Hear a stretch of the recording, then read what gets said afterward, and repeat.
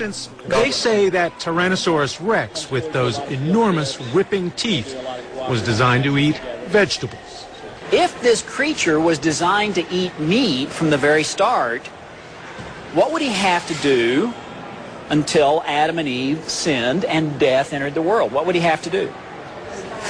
Fast and pray for the fall. Is that likely? The answer is, everybody look at me and say, no. Dinosaurs were just big lizards that lived with Adam and Eve before the flood came. You know, there really was a fire-breathing dragon. You say, now, Brother Hovind, you don't believe in fire-breathing dragons, do you?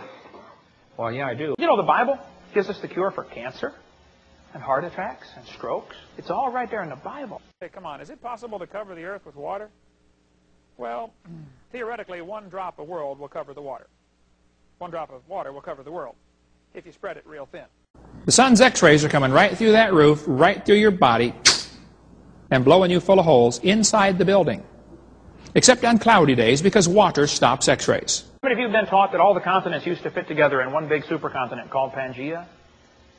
I bet they never told you they shrank Africa 40% to make them fit, did they?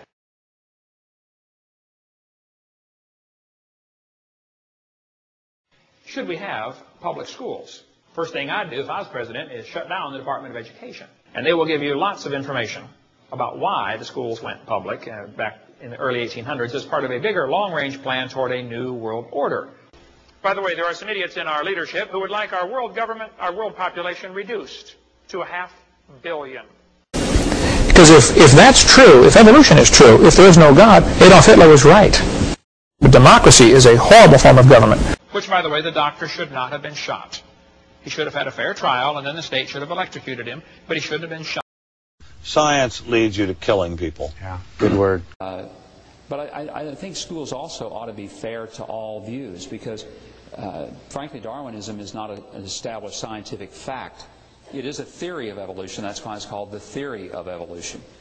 And I think that what I'd be concerned with is that it should be taught as one of the views that's held by people, but it's not the only view that's held. And anytime you teach one thing as if it's the only thing, then I think that has a real problem to it. That when you change one nucleotide, you kill people. When you change 3, you have a disease that's fatal. My dog gets depressed when I'm out of town, my wife tells me. And that dog understands me. I mean, I just talk, and it's a brilliant dog. And sometimes almost talks. I've got a cat that talks. Now, people don't believe that, but... Did you have a follow-up? It'll jump up on the cabinet, standing next to the faucet, and say, "Water?" I can record that. If evolution has really occurred, we ought to be able to see the evidence in the fossil record. After all, that's the record of the past. But if we look at that fossil record carefully, we see that there are no recorded instances of one type of an animal ever changing into another. There are no transitional forms. There are no interspecific transitional forms, something that, of course, the creation model would have predicted and did predict long before this research was done. We ought to see cats, and we ought to see dogs, and we ought to see cogs and dats. We ought to see them in between. We ought not to be able to divide them like we are now. I'm very concerned about the way our museums present evolution as though it were a proven fact. And actually, false information is being presented. You see, since the museums don't have the transitional forms, they have to make them up out of thin air. There are no innocent people. Thank God for 9/11. Thank God for dead soldiers. Thank God for IEDs. There are no innocent people. Let me ask you a question. You know that sodomy is an abomination, and yet this nation rises up with one voice to say it's okay to be gay. And while I'm on the subject, let me say something about Harry Potter.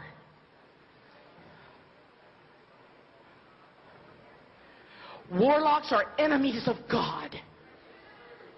And I don't care what kind of hero they are. They're an enemy of God. And had it been in the Old Testament, Harry Potter would have been put to death. And that if within 100 years we don't find those transitional forms, that his theory should be discarded. Well, more than 100 years has gone by, and those missing links, those transitional forms, those in-between stages, are still missing. Now, what I'm about to show you does not exist. These were actually created by our graphic artists, but I want you to keep your eye out for this, because this is what evolutionists have been searching for hundreds of years. All right? And if you find one of these, you could become rich and famous. So here's some transitional forms. This is called the crocodile. Can you see this? Crocodile and a duck. All right, let's try another one. This is the bullfrog. Half bull, half frog, or, of course, the sheepdog. And you're laughing. Look at that Virginia Tech massacre. It's awesome. You think the Virginia Tech massacre is awesome? Oh my God, yes. I'm ashamed to be an American where the facts can freely roam. If the theory of evolution was viable, then I should, occasionally, by subjecting this to energy, end up having new life. Now, we go down to the store, and if I open this jar of peanut butter, maybe not often, but on some occasion, I should find new life inside. And so,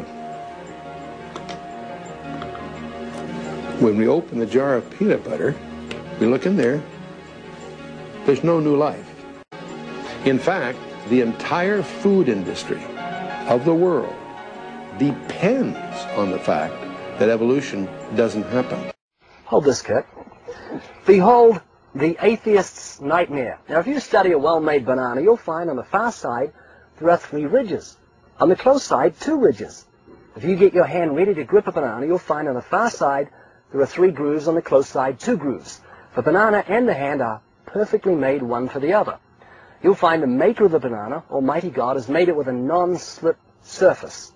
It has outward indicators of inward contents: green, too early; yellow, just right; black, too late.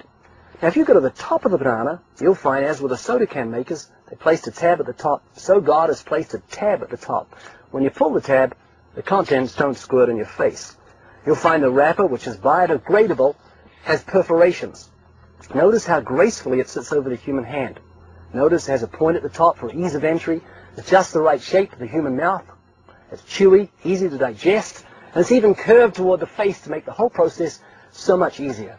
Seriously, Kurt, the whole of creation testifies to the genius of God's creative hand.